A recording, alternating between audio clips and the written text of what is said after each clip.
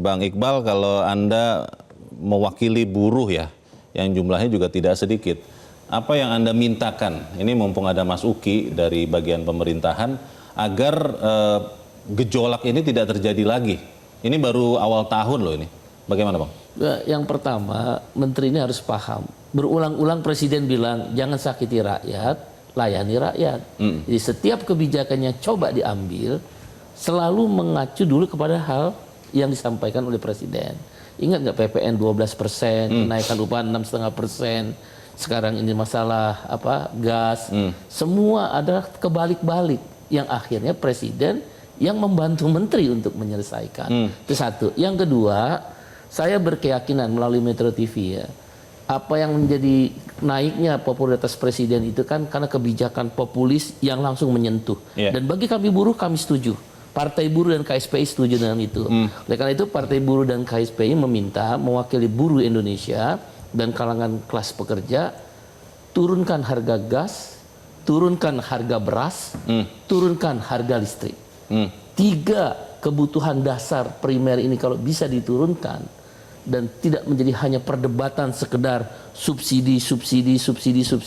Kalau memang bisa diturunkan, kenapa sih?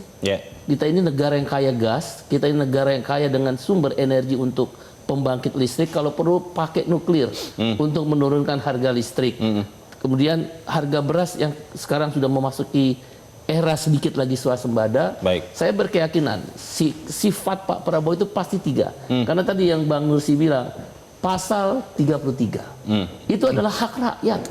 Kalau hak rakyat, kenapa harus membayar mahal? Kenapa harus berdebat subsidi sekian, tidak subsidi sekian? Kalau emang hak rakyat, kasih kepada rakyat. Maka 3 hal ini yang kami minta mewakili kawan-kawan buruh dan rakyat kecil.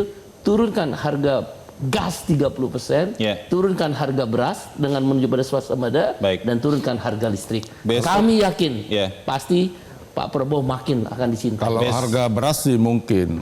Kalau gas semua kan kita import. Jadi listrik itu udah kita protek itu.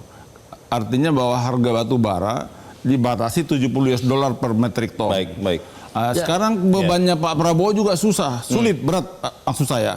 Karena tahun 2025 harus membayar angsuran utang zaman pemerintahan sebelumnya 800 triliun.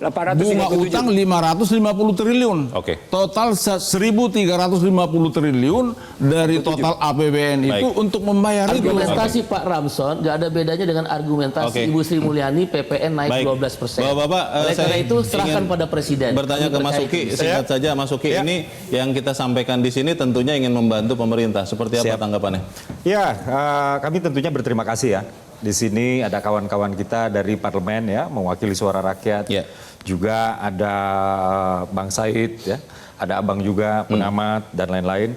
Dan tentu saja masukan-masukan ini kami pasti dengarkan. Pasti kami dengarkan. Presiden itu bukan hanya melihat dan mendengar, Presiden juga merasakan. Makanya tadi saya ketika baru mulai, yang pertama saya sampaikan itu adalah bela sungkawa dulu. Kita jangan berargumen dulu, jangan memberikan pencerahan dulu, rasakan dulu apa deritanya rakyat. Dan Presiden akan memastikan bahwa pembantu yang membantu dirinya, bukan dirinya yang membantu menterinya. Sudah pasti, sudah pasti.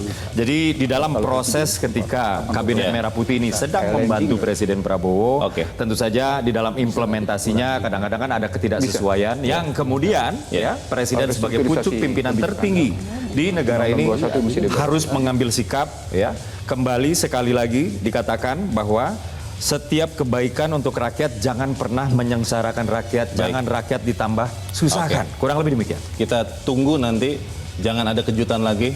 Semoga kemudian kalau hadiah itu seperti yang tadi dikatakan Bang Iqbal, sesuatu yang menyenangkan untuk kita semua.